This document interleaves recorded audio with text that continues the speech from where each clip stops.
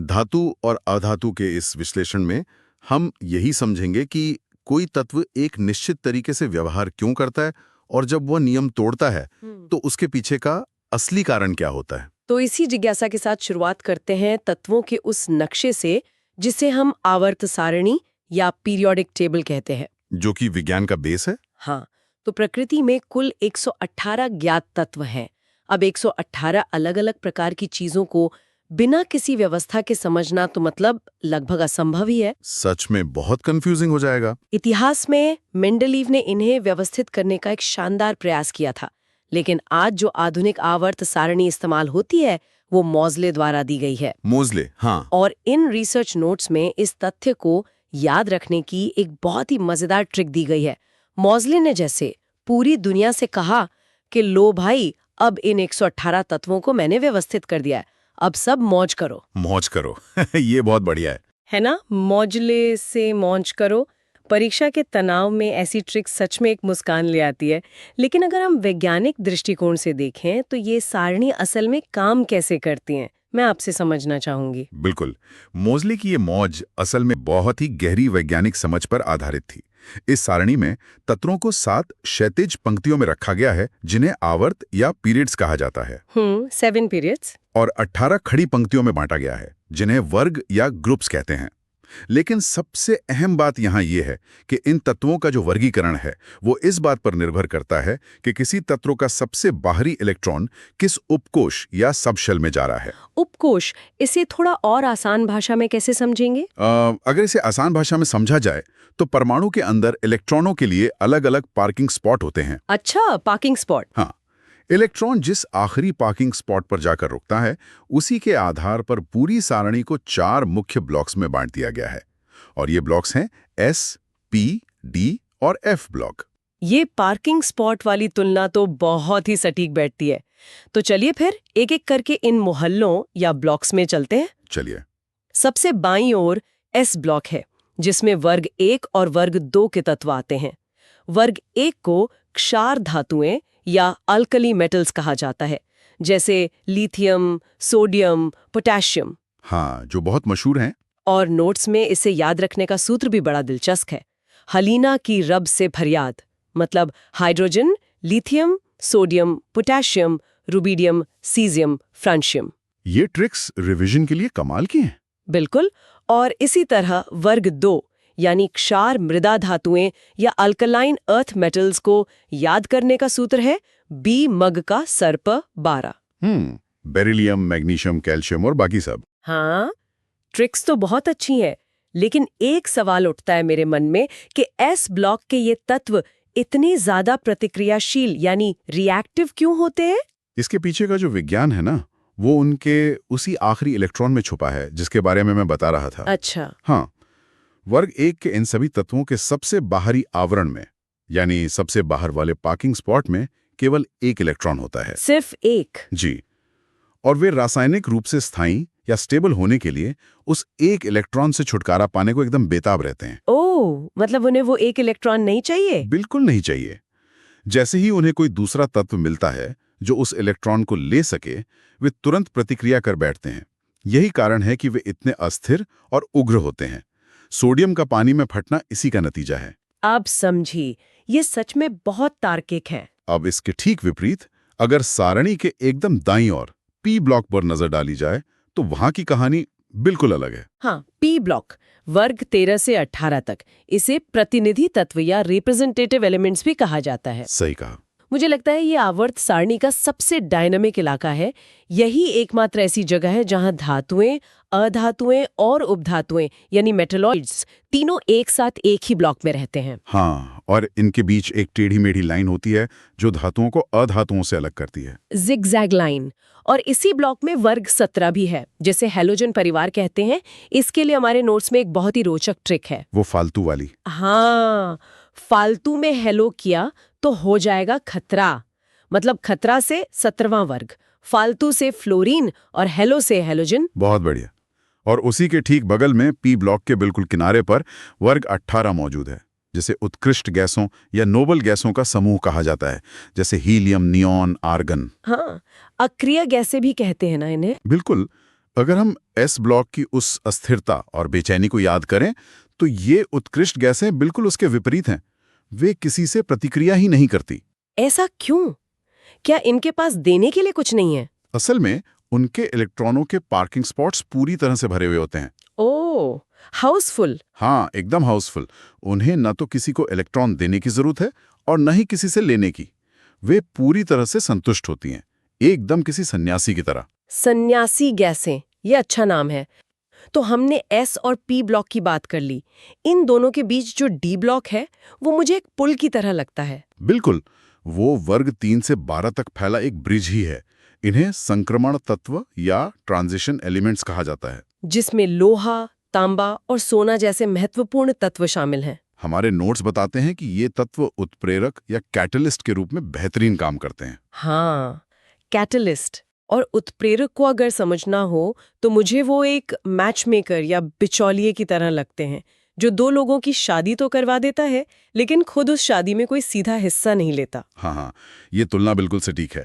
वे बस रासायनिक प्रक्रिया को तेज कर देते हैं, एक नया रास्ता या सतह प्रदान करते हैं, लेकिन खुद नहीं बदलते। बहुत दिलचस्प है। अब यहाँ से सारणी का सबसे रहस्यमयी हिस्सा शुरू होता है, एफ ब्लॉक। बिल्कुल, और सच बताऊं तो एफ ब्लॉक को देखकर हमेशा मेरे जहन में एक सवाल आता है। क्या सवाल? कि पूरी आवर्त सारणी इतनी व्यवस्थित है, डिजाइन एकदम परफेक्ट है, लेकिन एफ ब्लॉक के तत्वों को मुख्य सारणी से काटकर नीचे दो अलग पंक्तियों में, मतलब लैंथेनॉइड और एक्टिनॉइड में क्यों रख दिया गया? ये सवाल बहुत आम है। क्या ऐसा इसलिए हुआ क्योंकि कागज पर जगह खत्म हो गई थी, या इन तत्वों को परिवार से बेदखल कर दिया गया? नहीं, ये कोई बेदखली नहीं है, बल्कि ये विज्ञान और संरचना के बीच का एक बेहतरीन संतुलन है। वो कैसे? देखिए, लैंथेनॉइड श्रेणी परमाणु क्रमांक 58 से 71 तक होती है और एक्टिनॉइड श्रेणी 90 से 103 तक।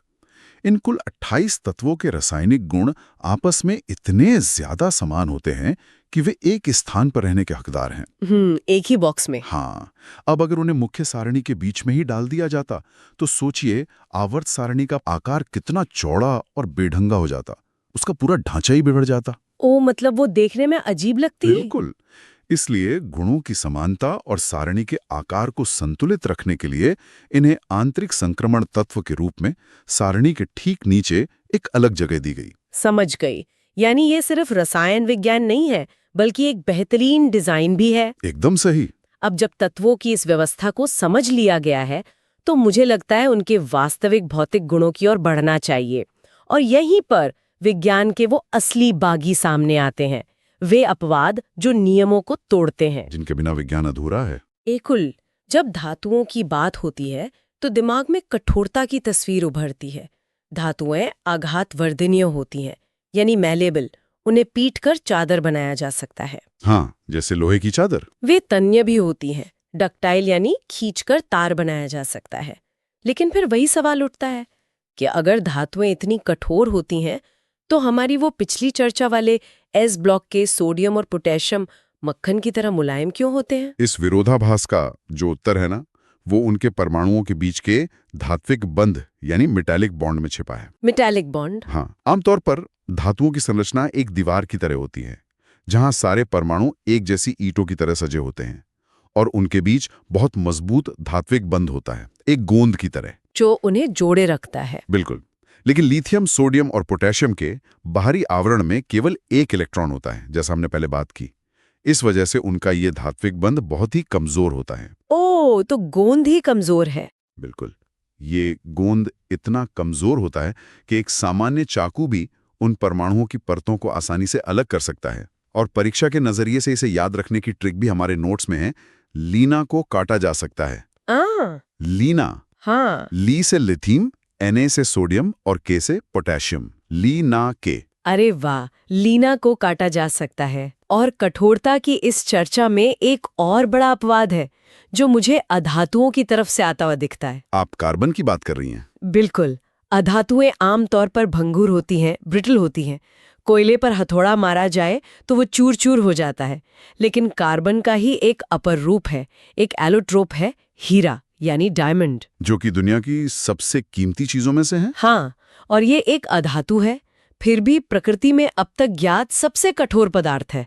ऐसा क्यों? हीरे की इस गजब की कठोरता का कारण उसका 3D नेटवर्क है। 3 डायमेंशनल नेटवर्क। हीरे में कार्बन का हर एक परमाणु 4 अन्य कार्बन परमाणुओं से बेहद मजबूत सहसंयोजक बंध यानी कोवेलेंट बॉन्ड से जुड़ा होता है। तो वो एक पिंजरे जैसा बन जाता है। एकदम सही। ये एक ऐसा पिंजरा बना लेता है जिसे तोड़ना लगभग असंभव है। दूसरी तरफ ग्रेफाइट भी कार्बन ही है। हाँ, जो पेंसिल में होता है। जी, लेकिन उसमें परमाणु परतों के रूप में होते हैं, शीट्स की तरह, जो एक दूसरे पर फिसल सकते हैं। इसलिए ग्रेफाइट मुलायम होता है और हीरा कठोर। परमाणु संरचना का ये अंतर सच में जादुई है। एक ही तत्व पर रूप कितने अलग। प्रकृति का जादू है। अवस्थाओं के मामले में भी यानी स्टेट्स ऑफ मैटर में भी ऐसा ही एक दिलचस्प खेल देखने को मिलता है। धातुएं कमरे के तापमान पर ठोस होती हैं, लेकिन पारा, जिसे मर्क्यूरी कहते हैं, परमाणु क्रमांक 80, वो द्रव अवस्था में पाया जाता है। लिक्विड होता है। हाँ, थर्मोमीटर वाला पारा। हाँ, वही। और इसी तरह अधातुओं में भी ब्रोमीन एकमात्र ऐसी अधातु है जो द्रव अवस्था में रहती है। पारे के द्रव होने के पीछे भी जरूर कोई गहरा वैज्ञानिक कारण होगा, है ना? बिल्कुल है। पारे के परमाणु अपने इलेक्ट्रॉनों को इतनी मजबूती से पकड़ के रखते हैं कि वो दूसरे पारे के परमाणुओं के साथ साझा करने के लिए उपलब्ध ही नहीं होते। मतलब वे बहुत कंजूस होते हैं अपने इलेक्ट्रॉनों को लेकर। हाँ, एकदम कंजूस। जब इलेक्ट्रॉन साझा ही नहीं होंगे तो मजबूत धात्विक बंध बनेगा ही नहीं। बंध कमजोर होने के कारण पारा ठोस नहीं बन पाता और कमरे के तापमान पर द्रव अवस्था में ही रहता है। यानी इलेक्ट्रॉनों की कंजूसी पारे को द्रव बना देती है। हाँ। और अगर चालकता यानी कंडक्टिविटी की बात करें तो वहां भी इन मुक्त इलेक्ट्रॉनों का ही शासन है। बिल्कुल, फ्री इलेक्ट्रॉन्स ही करंट पास करते हैं। धातुएं विद्युत की सुचालक होती हैं। चांदी सर्वश्रेष्ठ सुचालक है, लेकिन सीसा यानी लेड और पारा धातु होने के बावजूद कुचालक हैं। हाँ, वे पुअर कंडक्टर्स हैं। और इसके विपरीत ग्रेफाइट एक अधातु होकर भी विद्युत का बहुत अच्छा सुचालक है, क्योंकि उसकी परतों के बीच मुक्त इलेक्ट्रॉन आराम से घूमते रहते हैं। बहुत सही पॉइंट। अब एक और बहुत ही रोचक रासायनिक गुण है जो ऑक्साइड से जुड़ा है। रिसर्च नोट्स में इसके लिए एक बड़ा शानदार नियम दिया गया है, ए फॉर अधातु, ए फॉर अम्लीय। ये नियम सच में रसायन विज्ञान के सबसे महत्वपूर्ण सिद्धांतों में से एक को बहुत ही सरलता से समझा देता है। वो कैसे? देखिए, जब अधातुएं ऑक्सीजन के साथ जुड़कर ऑक्साइड बनाती हैं, जैसे सल्फर डाइऑक्साइड, तो उनकी प्रकृति अम्लीय होती है, एसिडिक होती है। ए फॉर अधातु, ए फॉर अम्लीय। बिल्कुल। और इसका सीधा सा अर्थ ये भी निकलता है कि धातुओं के ऑक्साइड्स जैसे मैग्नीशियम ऑक्साइड क्षारीय प्रकृति के होंगे, बेसिक होंगे। ये सच में बहुत ही स्मार्ट रिवीजन है। जो लोग परीक्षा की तैयारी कर रहे हैं उनके लिए ये ट्रिक समय बचाने वाली है। बिल्कुल। खैर, अब एक ऐसे बिंदु पर आते हैं जो सीधे मानव इतिहास से जुड़ा है। शुद्ध धातुओं की अपनी खूबियां और कमजोरियां होती हैं। लोहा मजबूत तो है, लेकिन उसमें जंग लग जाता है, बहुत जल्दी खराब होता है। हाँ। और 24 कैरेट का जो शुद्ध सोना होता है वो इतना मुलायम होता है कि उससे बने आभूषण अपना आकार ही खो देंगे, वो मुड़ जाएंगे आसानी से। सही कहा। इस समस्या को हल करने के लिए ही मिश्र धातुओं का यानी एलॉयज का आविष्कार किया गया। और मिश्र धातुओं का विज्ञान भी हम उसी दीवार की ईंटों वाले उदाहरण से समझ सकते हैं। अच्छा, बताइए कैसे? जब शुद्ध धातु की परतों पर दबाव पड़ता है तो ईंटें एक दूसरे पर फिसल जाती हैं, जिससे धातु मुड़ जाती है।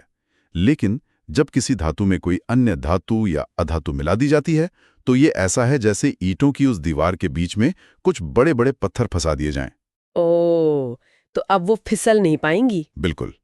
अब परतें आसानी से फिसल नहीं पाती।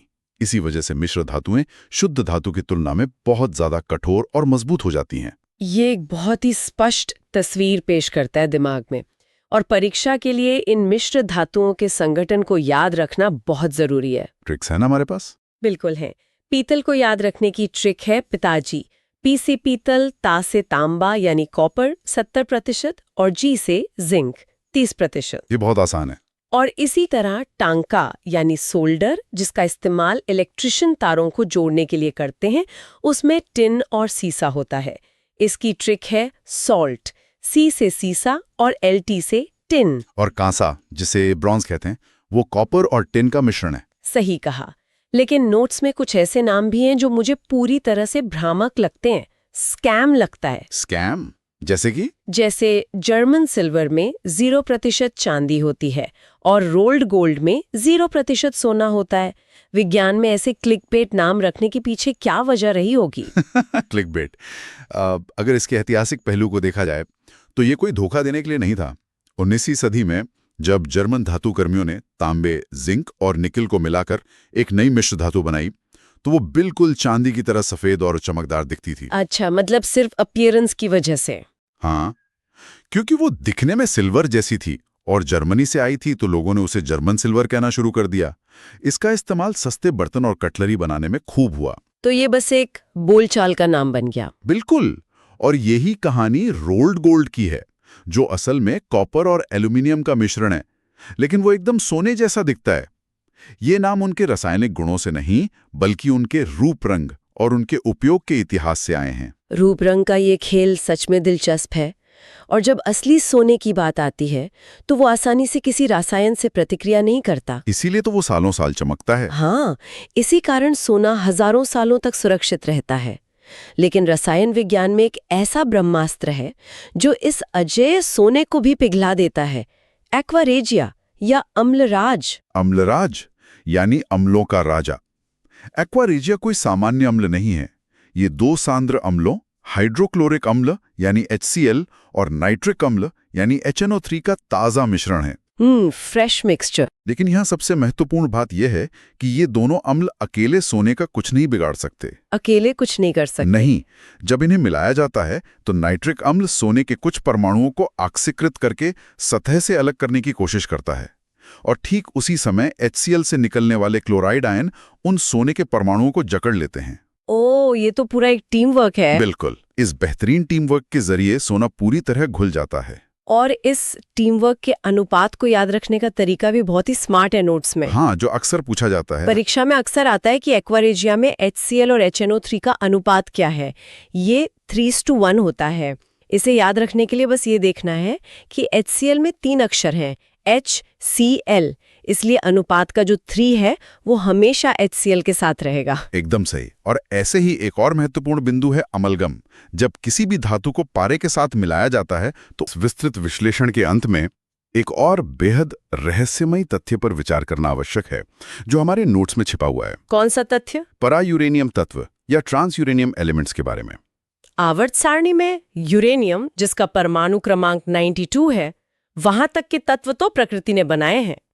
लेकिन ब्रह्मांड में यूरेनियम के आगे के तत्व प्राकृतिक रूप से मौजूद ही नहीं थे। एक सेकंड, इसका मतलब है कि परमाणु क्रमांक 93 से लेकर 118 तक के जो तत्व हैं वो इंसानों ने अपनी प्रयोगशालाओं में, परमाणु रिएक्टरों और पार्टिकल एक्सेलरेटर्स में खुद गढ़े हैं। बिल्कुल। फितरत बदलने की बात करें तो हमारी आज की स्रोत सामग्री में सबसे दिलचस्प हिस्सा उन तत्वों का है जो अपने ही परिवार के नियमों को बिल्कुल तोड़ देते हैं, मतलब अपवाद। एक्सेप्शंस। हाँ, हमने हमेशा पढ़ा है कि आधातुएं या तो गैस होती हैं जैसे ऑक्सीजन, या फिर ठोस होती हैं, लेकिन ब्रोमीन एक ऐसी आधातु है जो कमरे के तापमान पर पूरी तरह से द्रव यानी लिक्विड अवस्था में बहती है। अरे, और धातुओं के परिवार में भी तो ऐसा ही एक बागी तत्व है, पारा यानी मर्क्यूरी। अच्छा, हाँ, थर्मामीटर वाला। बिल्कुल। धातुएं तो अपनी कठोरता और मजबूत ढांचे के लिए जानी जाती हैं, लेकिन पारा एक द्रव धातु है, और ये अपवाद केवल अवस्था तक सीमित नहीं है। मतलब और भी चीजें हैं। हाँ, अगर हम गलनांक यानी मेल्टिंग पॉइंट की बात करें तो अधातुओं के अणु एक दूसरे से बहुत मजबूती से नहीं जुड़े होते, इसलिए वे बहुत कम तापमान पर ही पिघल जाती हैं। लेकिन कार्बन, जो कि खुद एक अधातु है, उसके अपरूपों को देखिए, जैसे हीरा और ग्रेफाइट। सही कहा। हीरा और ग्रेफाइट का गलनांक 3000 केल्विन से भी अधिक होता है। सोचिए, एक अधातु और इतना ज्यादा मेल्टिंग पॉइंट। अरे वाह। लेकिन यहाँ एक बात मुझे खटक रही है। अभी शुरुआत में हमने स्टील का जिक्र किया था ना? हाँ, बिल्कुल किया था। तो अगर कार्बन एक अधातु है और नियमों के मुताबिक अधातुएं मिश्र धातु यानी अलॉय नहीं बनाती, तो फिर कार्बन स्टील में कर क्या रहा है? बहुत ही लॉजिकल सवाल है। मतलब हम एक शुद्ध मजबूत लोहे में कार्बन जैसी कमजोर चीज क्यों मिला रहे हैं? ये तो एक ऐसे खिलाड़ी वाली बात हो गई जो नियमों में फिट नहीं बैठता, फिर भी टीम को सबसे ज्यादा मजबूती देता है। यही तो विज्ञान को दिलचस्प बनाता है। इसे समझने के लिए हमें लोहे की आणविक संरचना, उसके मॉलिक्यूलर स्ट्रक्चर को देखना होगा। शुद्ध लोहे के परमाणु एक के ऊपर एक बिल्कुल साफ परतों में जमे होते हैं, जैसे किताबों का स्टैक हो। हाँ, बिल्कुल वैसे ही। और जब शुद्ध लोहे पर दबाव पड़ता है तो ये परतें एक दूसरे के ऊपर फिसलने लगती हैं, जिससे लोहा मुड़ जाता है।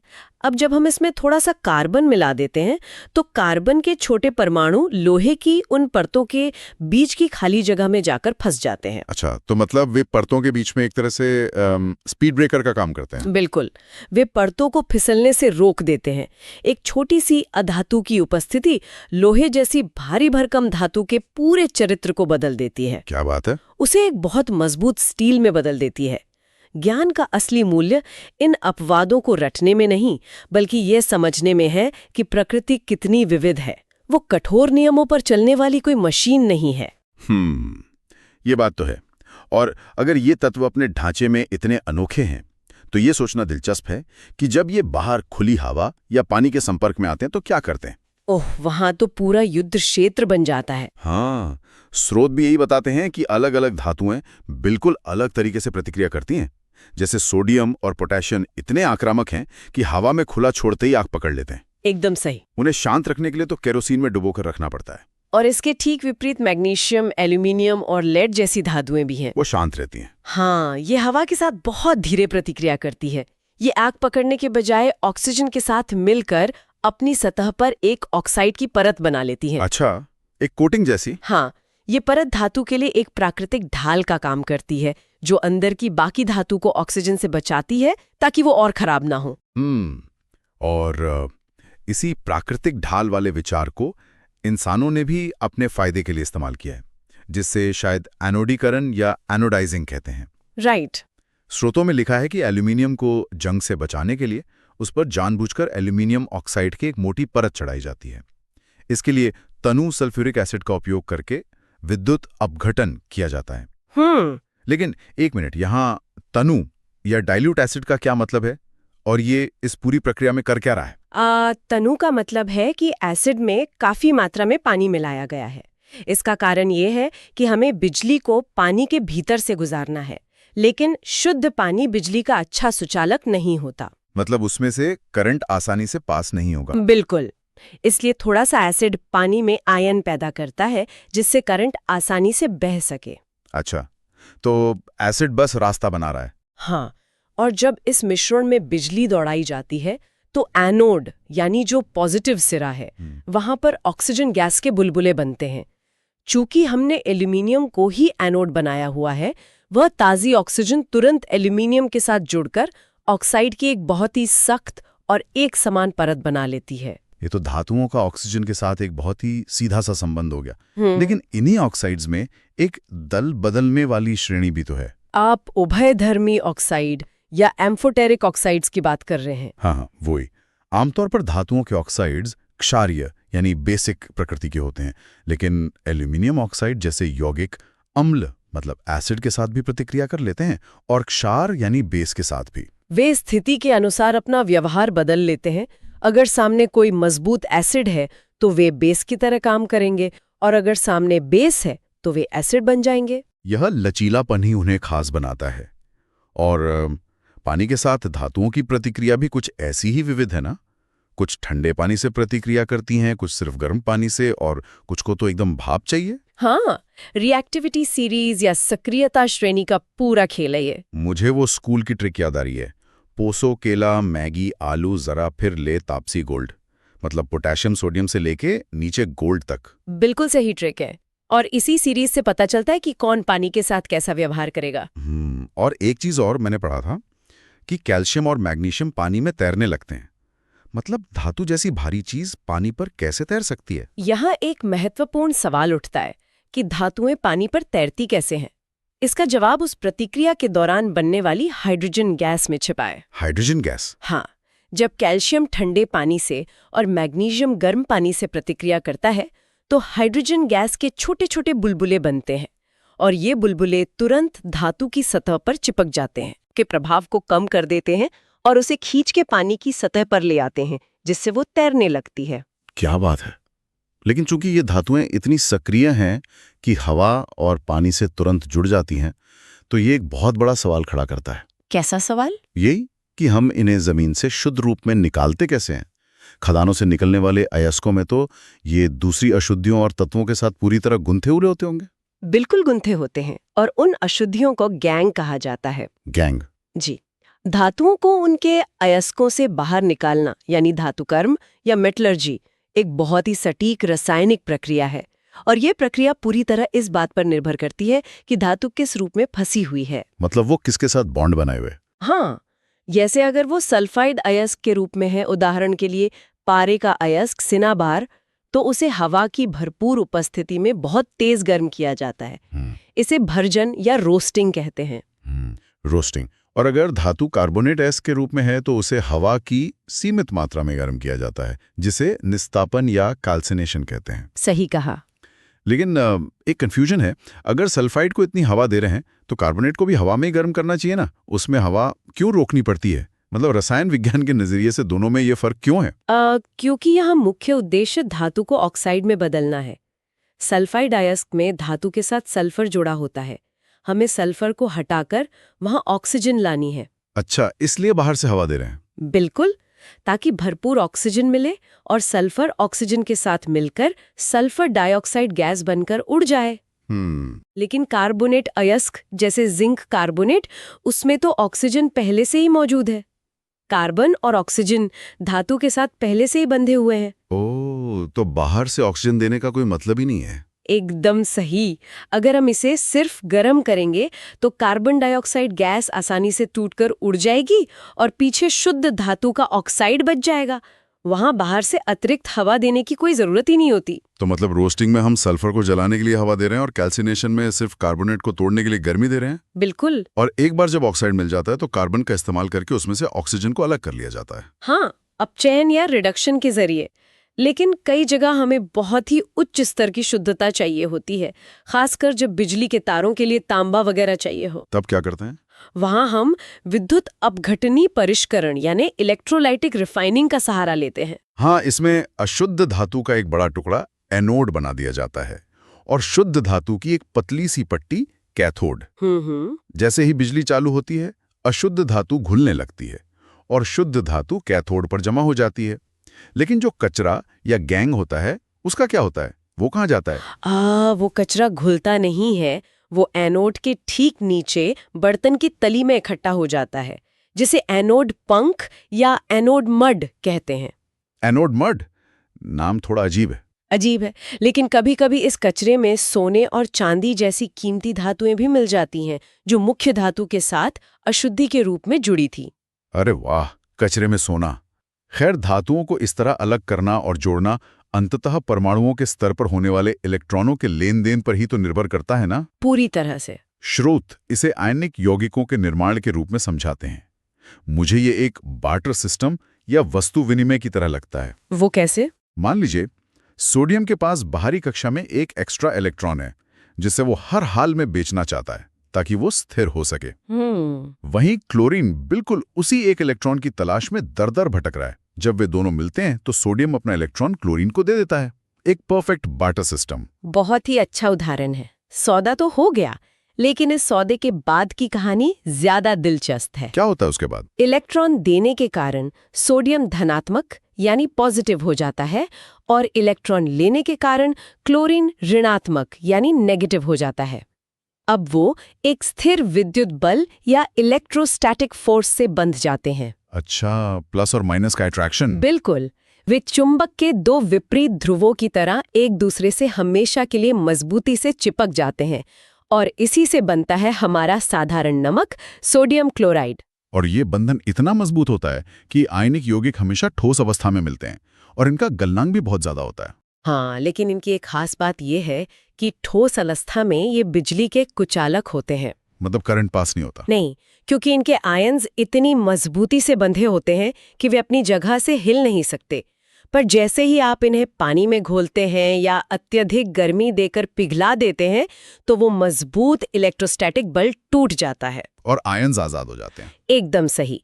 आयन पानी में मुक्त होकर तैरने लगते हैं और तब ये बिजली के बहुत अच्छे सुचालक बन जाते हैं। कारखानों, खजानों और इलेक्ट्रॉनों की इस भारी भरकम दुनिया से निकलकर अब ये देखना जरूरी है कि ये सारे नियम सीधे हमारी रोजमर्रा की जिंदगी और रसोई घर तक कैसे पहुंचते हैं। बिल्कुल, विज्ञान तो हमारे घर में ही है। अभी हमने जिस साधारण नमक की बात की, वो सिर्फ खाने का स्वाद नहीं बढ़ाता, बल्कि वो एक बहुत बड़ा रासायनिक कच्चा माल भी है। क्लोर क्षार प्रक्रिया इसका सबसे बड़ा उदाहरण है। हाँ, क्लोर एल्कली प्रोसेस। जब साधारण नमक के जलीय विलयन, जिसे ब्राइन कहते हैं, उससे बिजली गुजारी जाती है तो पानी और नमक के अणु टूट जाते हैं। कैथोड पर हाइड्रोजन गैस बनती है, एनोड पर क्लोरीन गैस निकलती है, और जो तरल बर्तन में बचता है वो है सोडियम हाइड्रोक्साइड। और पता है, ये तीनों ही चीजें आधुनिक उद्योगों की रीढ़ हैं। और ये देखना भी तो अद्भुत है कि कैसे इन उत्पादों को आपस में मिलाकर नई चीजें बन जाती हैं। जैसे जो क्लोरीन एनोड पर निकली थी, अगर उसे सूखे भुजे हुए चूने के ऊपर से गुजारा जाए तो विरंजक चूर्ण यानी ब्लीचिंग पाउडर बन जाता है। अरे हाँ, CaOCl2। वही ब्लीचिंग पाउडर जो पानी को रोगाणु मुक्त करता है और कपड़ा या कागज उद्योग में इस्तेमाल होता है। ये रसायन विज्ञान की खूबसूरती है कि कैसे एक ही मूल पदार्थ से अलग अलग परिस्थितियों में पूरी तरह अलग चीजें बन जाती हैं। रसोई का एक और उदाहरण ले सकते हैं, बेकिंग सोडा और धोने का सोडा। दोनों का रासायनिक आधार तो सोडियम और कार्बोनेट का ही है ना? हाँ, लेकिन काम बिल्कुल अलग है। यहाँ सबसे दिलचस्प बात यह है कि बेकिंग सोडा मतलब सोडियम हाइड्रोजन कार्बोनेट, जब हम पकौड़े या केक बनाते हैं और उसमें बेकिंग सोडा डालते हैं तो गर्मी मिलने पर उसमें से कार्बन डाइऑक्साइड गैस निकलती है। और यही CO2 गैस पूरी प्रक्रिया का रहस्य है। जब कार्बन डाइऑक्साइड गैस के बुलबुले आटे या मैदे के गाढ़े घोल से बाहर निकलने की कोशिश करते हैं तो वे अपने रास्ते में घोल को फुला देते हैं। अच्छा, तो उसी वजह से केक स्पंजी और मुलायम बनता है। बिल्कुल। ये सिर्फ खाना पकाना नहीं है, ये सच में एक नियंत्रित रासायनिक विस्फोट है। हाँ, रासायनिक विस्फोट, सही कहा। लेकिन अगर उसी बेकिंग सोडा को और ज्यादा गर्म किया जाए तो सोडियम कार्बोनेट मिलता है, और अगर उसमें पानी के ठीक 10 अणु जोड़ दिए जाएं तो वो धोने का सोडा बन जाता है। मतलब सोचिए, एक ही परिवार के यौगिक हैं, लेकिन एक खाने को स्पंजी बना रहा है और दूसरा कपड़ों की जिद्दी गंदगी और खारे पानी की कठोरता को तोड़ रहा है। यहाँ तापमान और पानी के अणुओं का सटीक नियंत्रण बहुत अहम भूमिका निभाता है। और तापमान के सटीक नियंत्रण का सबसे जादुई उदाहरण अस्पतालों में देखने को मिलता है, प्लास्टर ऑफ पेरिस के रूप में। हाँ, जिप्सम नाम के पदार्थ को ठीक 373 केल्विन पर गर्म किया जाता है, न 1 डिग्री कम न 1 डिग्री ज्यादा। इतना सटीक क्यों? इसका कारण ये है कि 373 केल्विन पर जिप्सम अपने अंदर मौजूद पानी के कुछ अणुओं को बहुत सावधानी से छोड़ देता है और कैल्शियम सल्फेट हेमीहाइड्रेट में बदल जाता है। ये जो सूखा पाउडर हमें मिलता है, यही प्लास्टर ऑफ पेरिस है। और जब इसमें दोबारा पानी मिलाया जाता है तो ये कुछ ही मिनटों में पानी के अणुओं को वापस अपने ढांचे में फंसा लेता है और एक कठोर जिप्सम बन जाता है। बिल्कुल। और हड्डी टूटने पर यही कठोरता प्लास्टर बांधने के काम आती है। लेकिन एक सवाल है, अगर किसी ने उसे 373 केल्विन से ज्यादा तापमान पर गर्म कर दिया तब क्या होगा? अब हो जाएगा। हाँ, फिर उसमें कितना भी पानी मिला लें, वो उसे अपने ढांचे में नहीं फंसा पाएगा और कभी कठोर नहीं होगा। उसकी सेटिंग की जो सुपर पावर है वो हमेशा के लिए खत्म हो जाएगी। बाप रे, तो तापमान का नियंत्रण वाकई बहुत जरूरी है। खैर, ये तो हो गए हमारे रोजमर्रा के यौगिक, लेकिन चलिए अब बात करते हैं आधुनिक दुनिया को बदलने वाले असली शेप शिफ्टर्स की। Shape shifters? हाँ, वे तत्व जो न तो पूरी तरह धातु हैं और न ही अधातु। मैं उपधातुओं या मेटलॉइड्स की बात कर रहा हूं, जैसे बोरॉन, सिलिकॉन और जर्मेनियम। ये तो आवर्त सारणी में उस सीमा पर बैठे हैं जो धातुओं को अधातुओं से अलग करती है। बिल्कुल। कम तापमान पर इनका व्यवहार अधातुओं जैसा होता है, यानी ये करंट को बहने नहीं देते, एक कुचालक की तरह काम करते हैं। लेकिन जैसे ही तापमान बढ़ता है, इनका आणविक ढांचा थोड़ा ढीला पड़ता है, इलेक्ट्रॉन आजाद होने लगते हैं और इनका प्रतिरोध कम हो जाता है। मतलब ये करंट को पास होने देते हैं। हाँ, तब ये धातुओं की तरह करंट को बहने देते हैं। इसी खास गुण के कारण इन्हें अर्धचालक या सेमीकंडक्टर कहा जाता है। और आज के कंप्यूटर चिप्स, स्मार्टफोन और सोलर पैनल का पूरा साम्राज्य इन्हीं सेमीकंडक्टर्स पे टिका है। बिल्कुल। लेकिन स्रोतों में एक अजीब बात लिखी है कि शुद्ध सिलिकॉन का सीधे इस्तेमाल नहीं होता, उसमें डोपिंग की जाती है। हाँ, डोपिंग बहुत जरूरी है। पर क्यों? हम तो हमेशा शुद्धता के पीछे भागते हैं ना, फिर जानबूझकर एक बिल्कुल शुद्ध सिलिकॉन क्रिस्टल में अशुद्धि क्यों मिलाई जा रही है? क्या अशुद्धि का मतलब हमेशा कुछ खराब होना होता है? अगर हम इसे भौतिकी और रसायन विज्ञान के बड़े परिदृश्य से जोड़ें तो यहाँ अशुद्धि कोई खराबी नहीं है, बल्कि एक रास्ता है। वो कैसे? देखिए, शुद्ध सिलिकॉन के क्रिस्टल में हर परमाणु अपने 4 पड़ोसियों के साथ इलेक्ट्रॉनों को साझा करके एक परफेक्ट जाल बनाता है। सारे इलेक्ट्रॉन अपने अपने बंधनों में बुरी तरह व्यस्त होते हैं। तो करंट ले जाने के लिए कुछ बचता ही नहीं। डोपिंग का खेल शुरू होता है। जब हम सिलिकॉन में वर्ग 13 के तत्व मिलाते हैं, वर्ग 13, यानी आवर्त सारणी में सिलिकॉन के ठीक पड़ोसी तत्व जैसे बोरॉन, जिनके पास बाहरी कक्षा में एक इलेक्ट्रॉन कम होता है। बिल्कुल, बोरॉन के पास सिलिकॉन के 4 के मुकाबले केवल 3 इलेक्ट्रॉन हैं। तो जब बोरॉन सिलिकॉन के क्रिस्टल में बैठता है तो एक बंधन अधूरा रह जाता है। अच्छा, वहां खाली जगह बन जाती है। हाँ, वहां एक इलेक्ट्रॉन की खाली जगह बन जाती है, जिसे होल या छेद कहते हैं। चर्चा खत्म करने से पहले एक ऐसा विचार है जो स्रोत सामग्री में छिपा था और जिसने मुझे ये सोचने पर मजबूर कर दिया कि हम चीजों को कैसे देखते हैं। अच्छा, वो क्या है? वो विचार है क्रिस्टलिन का जल या वाटर ऑफ क्रिस्टलाइजेशन का। ओह हाँ, हम सब ने कॉपर सल्फेट को देखा है, या कम से कम धोने के सोडे को तो हाथ में महसूस किया ही है। वे देखने और छूने में बिल्कुल सूखे पाउडर लगते हैं, लेकिन उनके आणविक ढांचे के ठीक अंदर पानी के अणु मजबूती से कैद होते हैं। बिल्कुल। कॉपर सल्फेट के एक अणु के साथ पानी के 5 अणु और धोने के सोडे में 10 अणु छिपे होते हैं। वे गीले महसूस नहीं होते, लेकिन पानी वहां मौजूद है और वही उस क्रिस्टल को उसका आकार दे रहा है। ये विज्ञान की सबसे सुंदर विडंबनाओं में से एक है। जो पानी हमें नदियों में बहता हुआ दिखाई देता है, वही पानी एक ठोस क्रिस्टल की बनावट का अहम हिस्सा बनकर उसके अंदर बिल्कुल शांत बैठा रहता है। बिना किसी को पता चले। और अगर उसे गर्म किया जाए तभी वो पानी बाष्प बनकर उड़ेगा और क्रिस्टल अपना रूप खो देगा। इसलिए श्रोताओं के लिए सोचने वाली बात यह है कि अगली बार जब किसी ठोस, बिल्कुल सूखी भी चीज को देखा जाए तो एक पल के लिए ये जरूर सोचना चाहिए कि क्या वो सच में सूखी है या उसके भीतर पानी के अणु खामोशी से अपना काम कर रहे हैं। सही कहा। जो चीजें बाहर से जैसी दिखती हैं, सूक्ष्म स्तर पर भी वैसे बिल्कुल नहीं होती। हमारी ये दुनिया बहुत गहरी है और रहस्यों से भरी।